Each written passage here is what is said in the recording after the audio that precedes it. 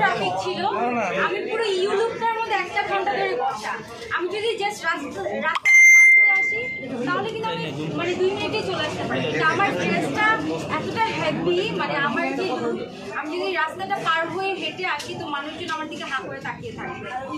এই জন্য স্কোপও নয় যে আমি রাস্তাটা পার হয়ে আসবো। তো আমার জ্যামের জন্য বসে থাকতে হচ্ছে পুরো ইউলুপটা পুরো জানাবো। আচ্ছা, একটা বিষয় একটু জানতে চাই, আপনারা হলো তো 8টা তো এইটুকু ঘুরে আসতে এতক্ষণ লাগলো, প্রায় 4 ঘন্টা। আপনি এখন বের হয়ে দেখেন এই পুরো রোডটা এখন পর্যন্ত জ্যাম। জ্যাম শুধু কি সেলিব্রেট করে না, আমরা তো একজন শেষ করুন 7:30। আপনারা এখন কয়টা বাজে? 8টা। ক্যামেরায় প্রোগ্রাম ছিল 5টায়। হ্যাঁ, আমরা সেইটাও বিয়ে কবে তোমারে বললো যে 7:30টায় তুমি মাস্টার প্রোগ্রামটা আমি আসলে শিওর ছিলাম না, আমাকে বলা হয়েছিল যে আমরা মাগরিব আজানের পরে। আচ্ছা, আপনাকে নিচে কার্ড দেওয়া হয়েছে? আপনার আমাকে কার্ড দেওয়া হয়েছে, কিন্তু কার্ড দেওয়ার পরেও আমাদের অ্যারেঞ্জমেন্টের ব্যাপার থাকে, সব আর্টিস্টদের আসার ব্যাপার থাকে, সব শিল্পীদের একটা ব্যস্ততা থাকে, সব কিছু মিলিয়ে ঝিলিয়ে আমাদের টাইমটা হয়েছে যে আমরা মাগরিবের নামাজের পরে আমাদের প্রোগ্রাম। এটা কি নিত্য প্রতিদিনই মানে কি এটা হয় যে আপনারা এক জায়গায় যাবেন? সেলিব্রিটিদের একটা বন্ধন আছে, মেইনটেইন করে না, এটা আমাদের এটা হয় কি আই এগ্রি, আমি কিন্তু কিছুক্ষণ আগে সত্য কথা বলেন একটু। ডেফিনেটলি এখানে মিথ্যা কথা বলার তো কিছু নাই। ব্যাপারটা হচ্ছে যে আমি সবসময় বলি যে আপনারা তো আসলে আমরা পরিপূরক, আপনাদের ছাড়া আমরা নাই, আমরা ছাড়া আপনারা কি করবেন না, সবকিছু মিলে। যে একজন যে আকাশ ভাই বললেন যে আমরা আসলে প্রতারিত হয়েছি।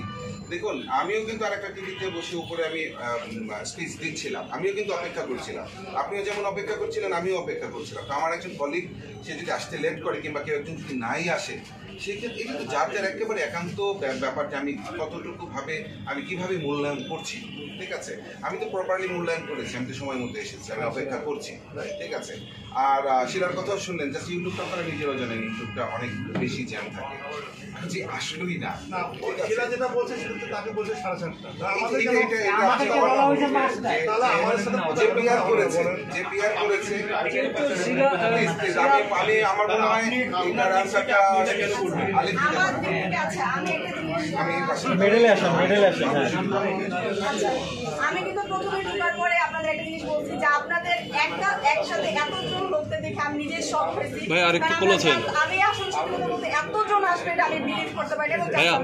আমি পার্সোনালি 2 থেকে 3 জনকে ইনভাইট করছি, তো ওই শো থেকে আমি 2 থেকে 3 জনকে আমি এভাবে বলে রাখছি যে আমাদের প্রোগ্রামটা সন্ধ্যার পরে হতে পারে এবং আমরা ঘরোয়া ভাবে মানে একটু নিজেদের মতো করে আমরা এই প্রোগ্রামটা করবো। কিন্তু আসলে আমার ভাইয়া সত্যি কথা, আমি যখন জাস্ট শুনলাম যে আপনারা এতজন মানুষ এসেছেন তখন কিন্তু আমার বিলিভ হয় না। যখন দেখলাম যে আসলে আপনারা এত টাইম ধরে অপেক্ষা করতেছেন, তো আসলে এটা দেখার পর আমার কিছু মানে আমি জাস্ট শক হয়ে গেছি। তো একটা জিনিস আপনি শুধু বলবেন, এটা আয়োজক কি বাড়ির সাথে জড়িত আছে? বাড়ির সব কি এটার সাথে জড়িত নাই, আমি এটা এককভাবে এটা আমি করতে চাই। আপনি সস্তা ভাবেন, উপবের সাথে ছবি যদি না দিতেন আমরা কেউ আসতাম সাপ কথা দেন। যেটা করছেন আমাদের আগে জানাবেন, এটা যেটাই করছেন আপনি ভুল করছেন স্বীকার করেন। কিন্তু আমার আচ্ছা উনি তো